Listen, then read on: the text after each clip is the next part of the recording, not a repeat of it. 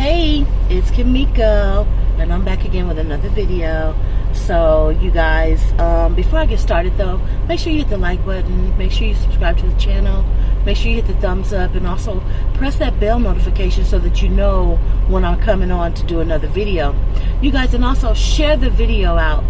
Share the videos out, because I know that there's some people that went to Jamaica and did the same thing or had the same experience that I went through, or somebody might be pressing them to go to Jamaica. They need to see these videos, you know. The people that have gone to Jamaica, if you know anybody in your life, whether you're young or old, and you're watching these videos, share the video, because they may have some comments or questions that they might want to ask. You know, I was looking at another vlog. Actually, it wasn't a vlog. It was just the picture of Fort Augustus prison, and some people were commenting saying, wow, I was there. Wow, I was there in such and such year. I was there in such and such year, you know. And I want to reach out to these people, and I want to talk to them, because I know they went through the same stuff that I went through in Jamaica, and if not more strenuous things than I went through in Jamaica. But anyhow, picking up where I left off at when I was telling you guys about the guy who was bringing me the cooked food in prison, and then also the correction officer that was, you know, hooking me up and giving me stuff. I also wanted to piggyback or back up and tell you guys a couple of things about the food that we were served. So I want to tell you guys, so for breakfast we did get something called cornmeal porridge and fried dumplings, and that was actually pretty good. So I did always eat the breakfast, but all that other stuff, that chicken back and them dumplings, and then they give you something called a boiled yam, which is like man, it's like a potato. It's kind of like a potato, actually. It's like a sweet potato, but it tastes more like a regular potato because it's not sweet at all. It's just a white yam. It's real starchy. And then there's another thing I was going to tell you guys. So in my dorm, there is, on all the dorms, there's that big room that's in the back. And I don't know who stays in the big room in the back in the other people's dorms, but in my dorm there was a girl named Lorna. Now Lorna was Jamaican, and like I was telling you guys before, Lorna was like, to me, in my eyes, she was like the person not to mess with in the prison.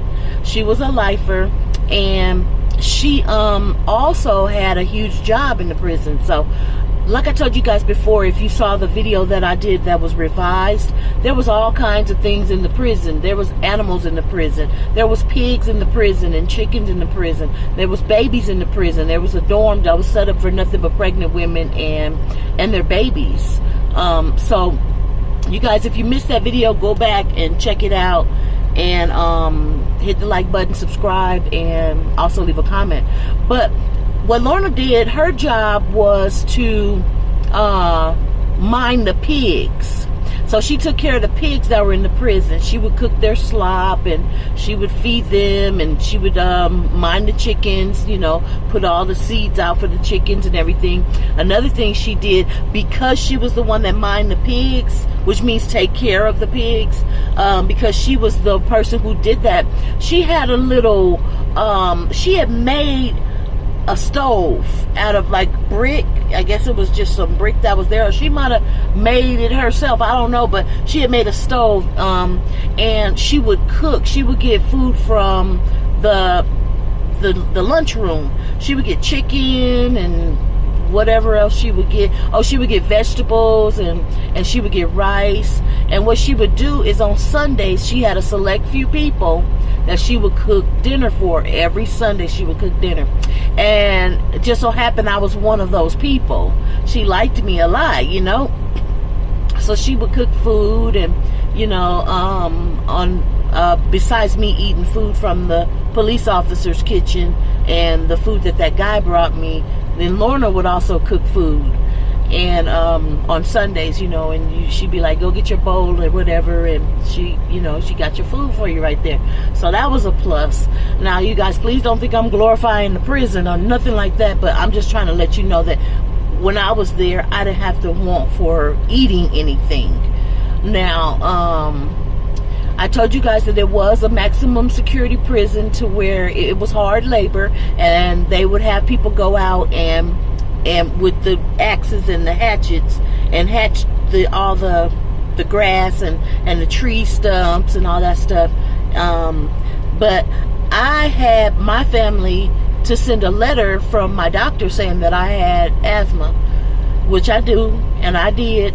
And so, because it's so hot out there in prison, I mean, yeah, in Jamaica and humid, I was able to kind of just sit in my room and in my bed and just kind of kick back. Now, another thing about this prison is that,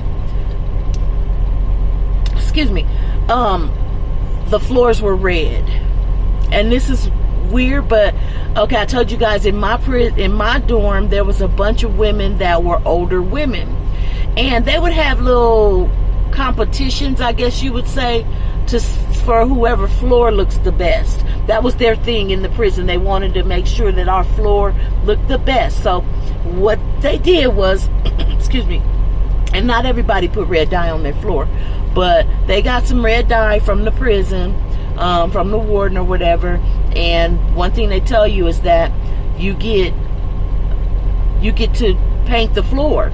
So, but the way to do this is you got to get on your hands and your knees, and you do square by square. You do one square and you put the red dye down there, and after you put the red dye down there and it dries, then you take a dry cloth and you shine it, and you shine it until it's shining. And so our dorm was one of the dorms our dorm had the best floor, which was kind of weird.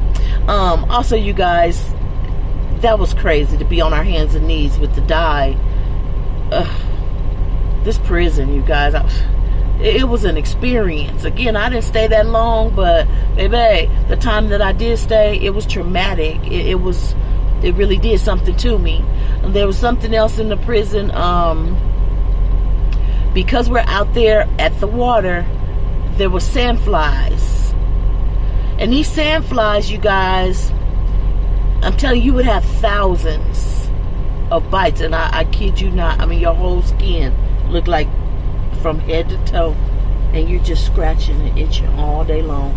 My skin broke out so bad. I had them all over my face, all over my neck, all over my arms, my hands, my feet, my legs, my ass, my stomach, my boobs, everywhere.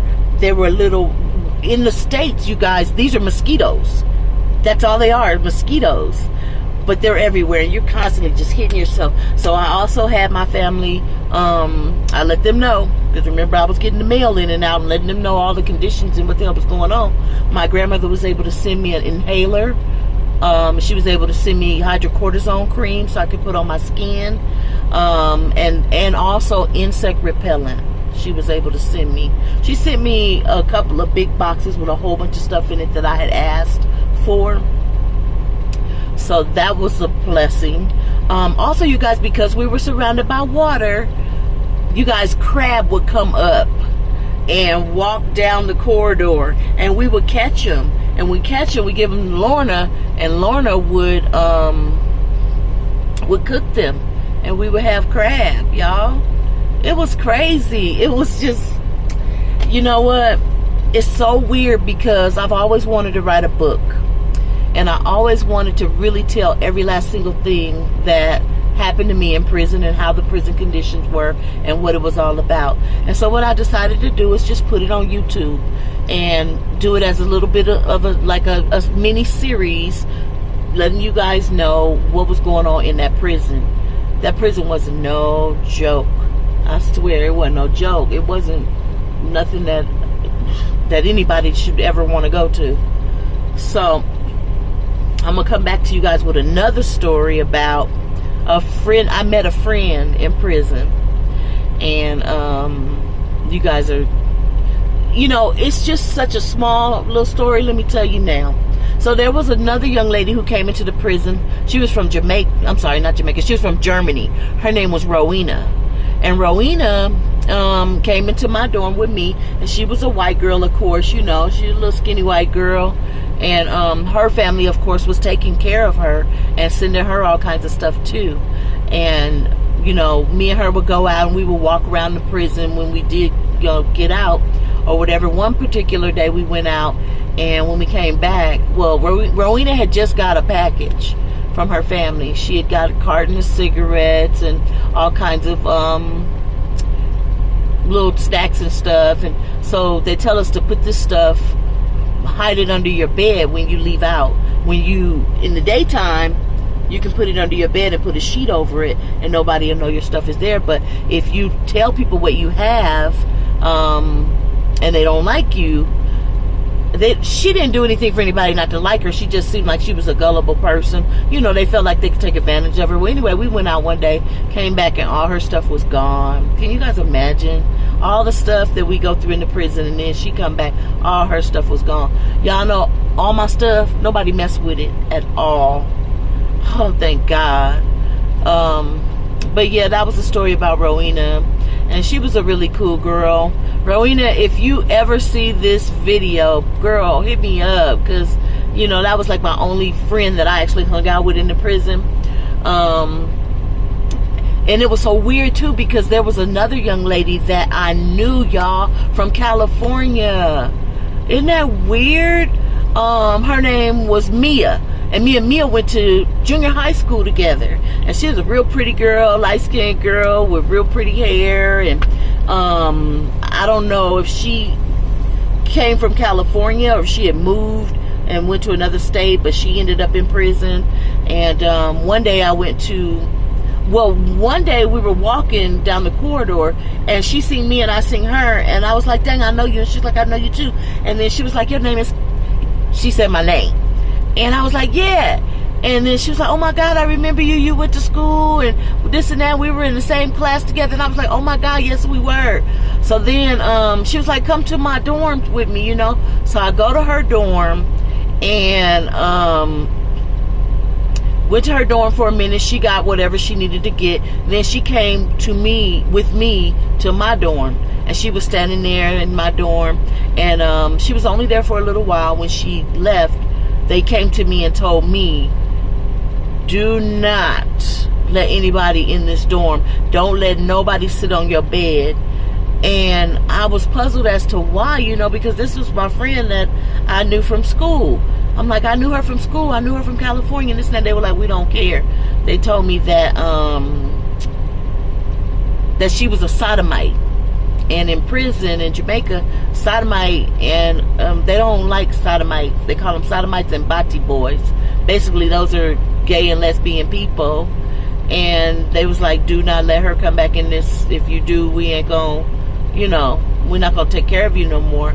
And I was like, oh my God. So, you know, I had to just deal with Mia on the outside of the dorm, you know, and say hi from afar, because they wasn't playing that stuff, man. They did not want her in my dorm for whatever reason. I don't know. She was going to be there. She had been there for a while, and she was going to be there for a while. So maybe she got a reputation and she was messing around with women or whatever the case may be. I don't know. But it was such a catch-22 because Lorna actually, her girlfriend was there, and she was the one who told me like this, you know, like, she the one told me don't be having her come into the dorm. And I'm like, okay, so I didn't anymore. But that was crazy too. Another thing is Lorna used to see this girl named Dread, and Dread was this little short girl. She was probably about maybe 5 feet tall, with little short dreads, and she had her face pushed in like a cake face, a pie face. I don't know, she wasn't the cutest girl, but Lorna wasn't either, by no means. But it was weird that, you know, they were together, but Lorna said she didn't want to be with the girl no more. One day,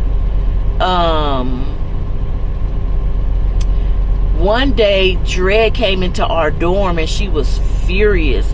And I don't know what happened or why or what the case may have been, what happened, but she bit Lorna's finger off. Can y'all believe that shit? She bit this girl finger off, and then Lorna had to go to the infirmary and, you know, get stitched up, and it was crazy. So they put Dread in the hole, and she had to be in there for a little while. And that was just some crazy shit that I saw, witnessed in prison. Another thing, you guys, remember Nikki and Jen, the girls that I told you that was in jail with me? Well, and I'm kind of combining all this together because I'm starting to feel like I really need to get through this story of me being in Jamaica so I can move on to something else. Because remember, this whole purpose of me doing these videos is about it's not guaranteed. Things that I've been through, short stories that talk about things that I have been through in my life that I wasn't guaranteed to make it out of. But I wanted to, the Jamaica thing was just so big in my life that you know, I had to break it down into different videos. So Nikki and Jen, I think it was Nikki got raped with a bottle in the prison. So that was crazy as hell. Ugh, man, I have to thank God every day that I made it out of that, y'all, because man, it wasn't guaranteed. But oh, and shout out to the American Embassy, you guys, because the American Embassy is the liaison from your family in the prison and also the jail system whenever you go abroad or anywhere out of the country, which is abroad, and you get into any type of trouble or you become captive or whatever the case may be, and you're an American citizen, the American Embassy are the people who you're supposed to contact, or your family's supposed to contact, to be a liaison to help you get out of that situation. Now, the American Embassy couldn't go to court for me and have the judge give me my sentence, but they were a liaison to my family and to the prison on my behalf to let my family know what was going on with me, because I didn't have regular phone calls and stuff like that. So I just wanted to shout that out. What else can I tell y'all about the prison? Oh, because I'm gonna wrap this whole thing up, and this is gonna be the last one about Jamaica. I hope I don't think of nothing else. I know that I'm going to, because oh my God, there's so much more to tell. That's why you guys have to share out the video and like the video and subscribe. But let me see, I was getting ready to go home. I'm just gonna start with, okay, I did my whole sentence, and like I told y'all, we was catching water. Oh girl, we had to go down to the sea to catch water. There was one specific bucket that was used for the toilets, because again, there was no running water, so we had to go down to the sea and get water to bring back to flush the toilets with. So if ever you wanted to poop, you had to go and do that. That was traumatizing. But when I got ready to go home, let's just skip to that part. Got ready to go home, and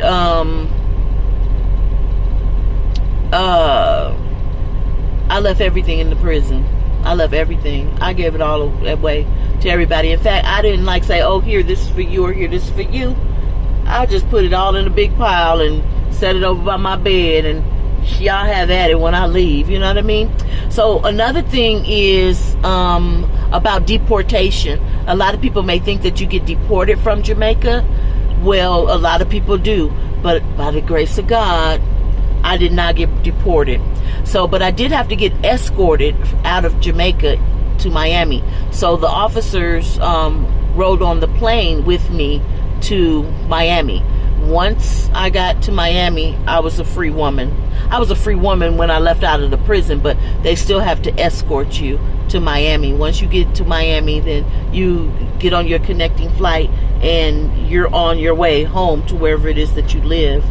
And then you're doing that by yourself, of course. That was crazy, y'all. When I got off that plane, y'all, I was so skinny. I was probably about 100 pounds. The only thing I wanted to do was to get into a bathtub. I wanted to scrub my feet. I wanted to use the little scraper underneath the bottom. I wanted to do some self-care, because I didn't have all of that in Jamaica. And for what, 6 months plus 6 weeks? Shoot. About 8.5 months. I'll never get that back. You know what I mean? And mentally, it kind of did something to me, because it just made me I just didn't trust anybody anymore. And of course, who would after going through all that stuff? You know what I mean? Yeah. But yeah, y'all, had bumps and stuff all over me. I was 100 pounds, soaking wet. My mentals was off. I had nightmares for years. Nightmares about this prison. And I was telling you guys, I went on to Fort Augustus, and I'm gonna link it below because this is gonna be probably the last video about Jamaica, and I'll link it below. That way you guys can look and see this prison.